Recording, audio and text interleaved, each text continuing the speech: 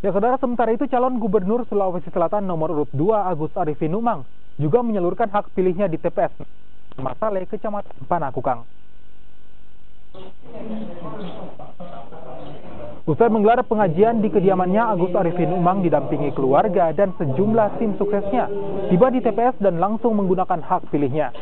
Calon gubernur Sulawesi Selatan nomor urut 2 ini optimis mampu meraih suara terbanyak dalam pemilihan gubernur kali ini. Agus memprediksi Makassar dan Tanah Toraja menjadi basis suaranya. Ya, insya Allah kita berharap Makassar juga kita mendulang suara. Jadi suara saya itu lebih merata ya. Tentu basis-basis saya kayak Jatah Barat, ya, Toraja saya masih berharap ya.